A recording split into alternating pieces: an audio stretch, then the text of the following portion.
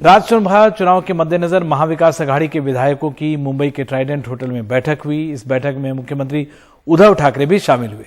10 जून को राज्यसभा का चुनाव होने वाला है और इसी के चलते शक्ति प्रदर्शन करने की कोशिश की जा रही है। महाविकास अघाड़ी के नेता जीत को लेकर आश्वस्त दिखे।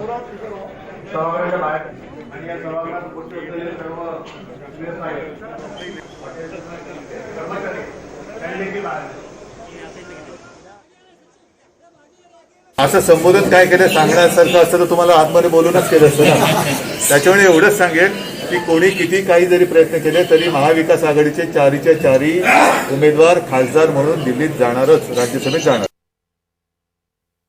आज की बैठक में मुख्यमंत्री महोदय हमारे मल्लिकार्जुन खड़गे जी और राष्ट्रवादी के अध्यक्ष शरद पवार जी ने मार्गदर्शन किया।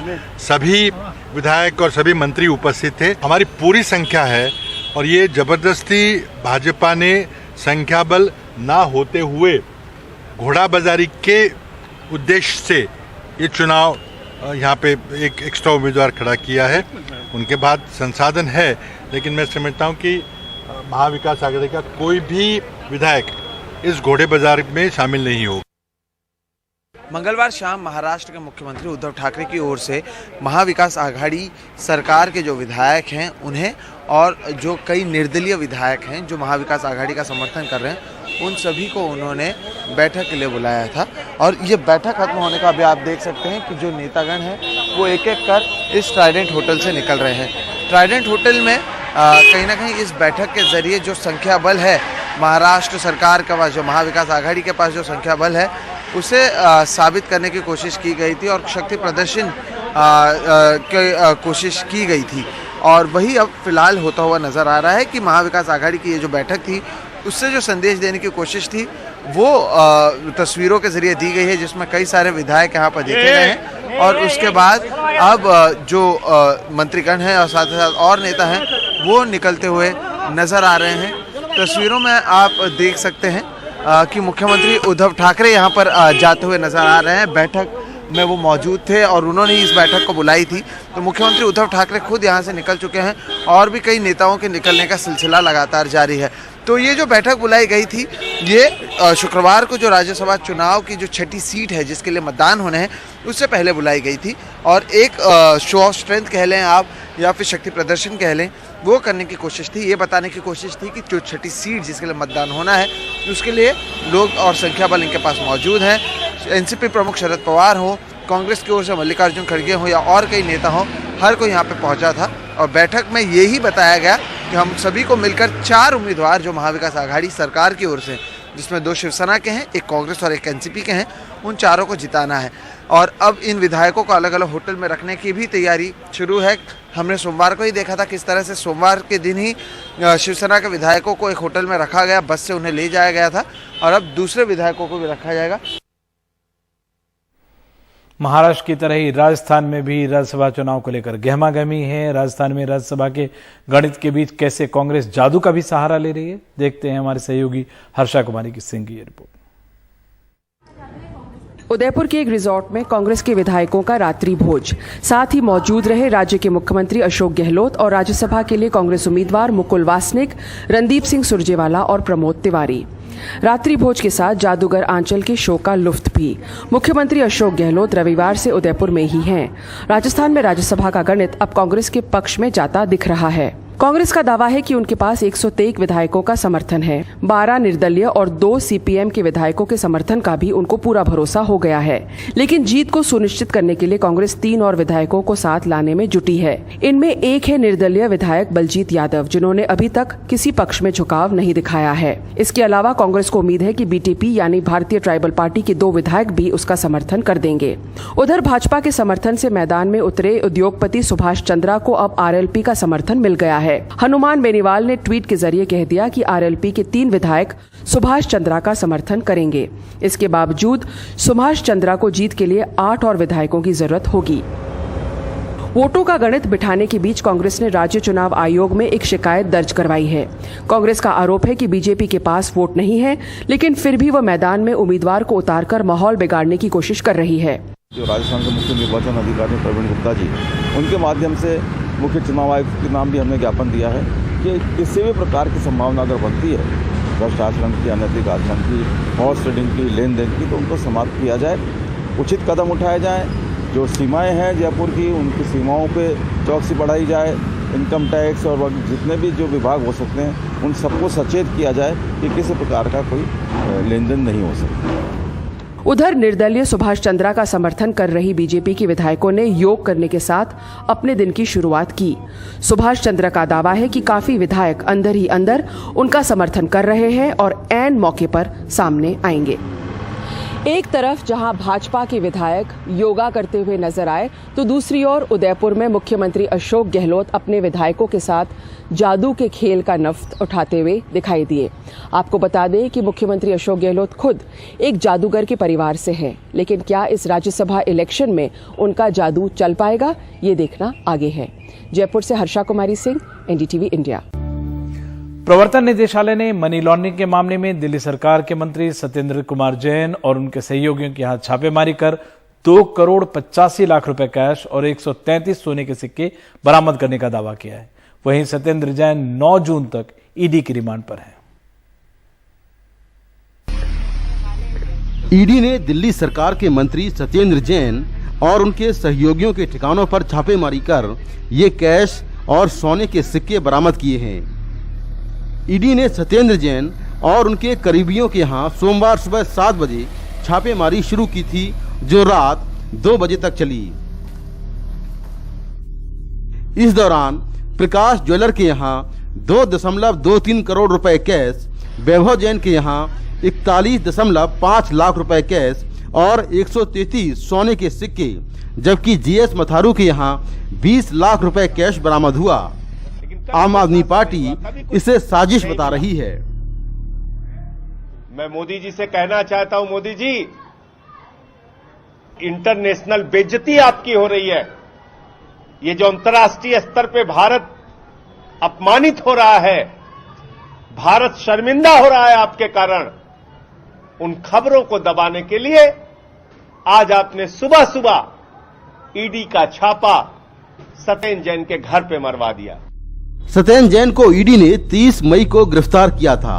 वो 9 जून तक ईडी की रिमांड पर हैं। दरअसल 2017 में सीबीआई ने सत्येंद्र जैन और उनके परिवार के खिलाफ आय से अधिक संपत्ति का केस दर्ज किया था।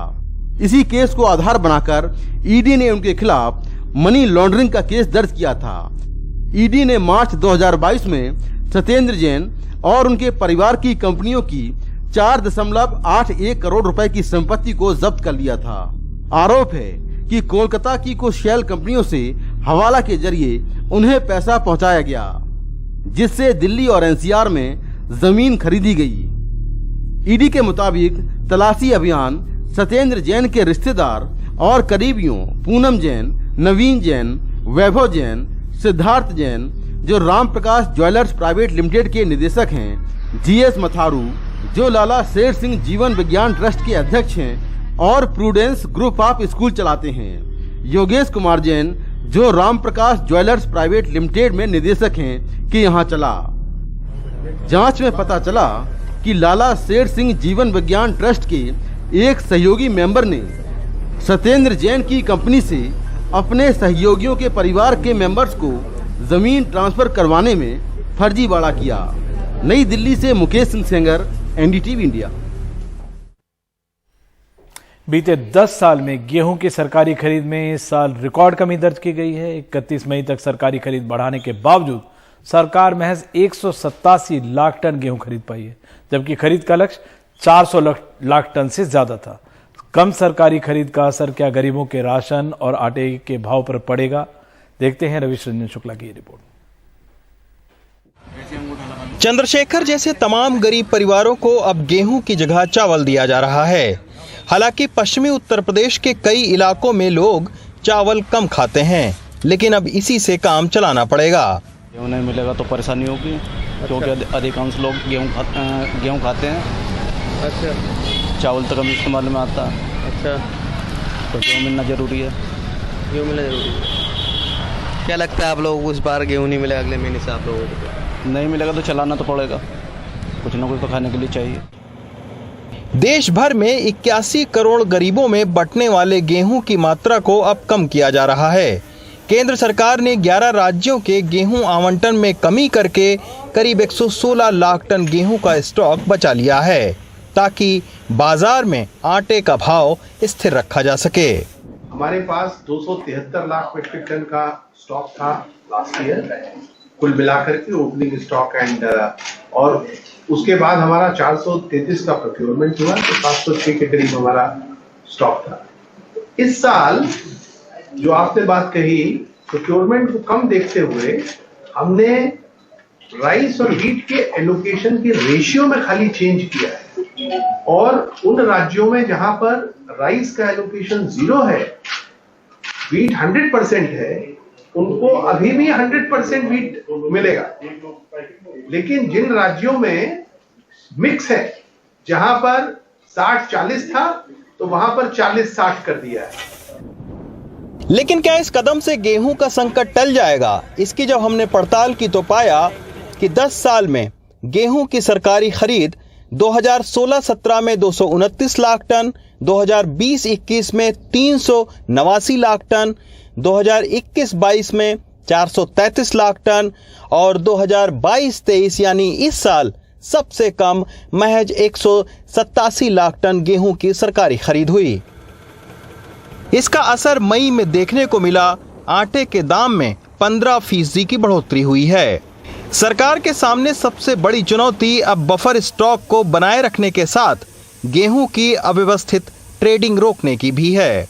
ऐसे समय पर जब लोग पूरी तरह से डिपेंडेंट है सरकार के द्वारा दिए गए राशन के ऊपर, प्रोक्योरमेंट और डिस्ट्रीब्यूशन सही रहना चाहिए है जिससे कि लोगों की फूड कंजम्पशन ठीक रहे। जिस तरीके के आंकड़े हम लगातार देख रहे हैं, चाहे वो ग्लोबल हंगर इंडेक्स हो या तमाम जो स्टडीज आई हैं, वो दिखा रही हैं कि कितनी बुरी हालत है लोगों की। और ऐसे में इस तरीके के डिसरप्शंस जो हैं वो लोगों के फूड इनसिक्योरिटी को बहुत बढ़ा देते हैं। करीब 220 लाख टन गेहूँ प्रधानमंत्री गरीब कल्याण योजना के लिए जरूरत होती है और करीब 260 लाख टन गेहूँ सामान्य जो राशन प्रणाली है उसके लिए जरूरत है, जबकि सरकार के पास किसी भी तरीके से करीब 370 या 380 लाख टन गेहूँ ही होना बकाया और इस साल भी करीब था। ऐसे में उसके पास यही विकल्प था कि वो जो राशन में और प्रधानमंत्री गरीब कल्याण अन्न योजना के तहत मुफ्त अनाज देती है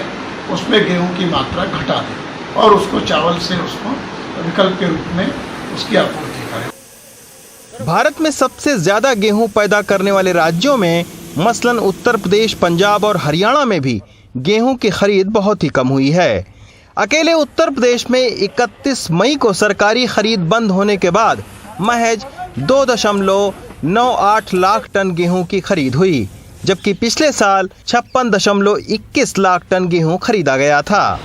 ये खबर करके हम आपको डरवाना नहीं चाहते हैं, लेकिन बदलते मौसम, रूस यूक्रेन युद्ध के चलते गरीबों के थाली की रोटी की समस्या को हल करने की दिशा में सरकार को गंभीर प्रयास करने पड़ेंगे, वरना कुछ कंपनियों ने किसानों से बड़ी तादाद में गेहूं खरीदा है जिसे वो अच्छे मुनाफे पर बेचना चाहती हैं।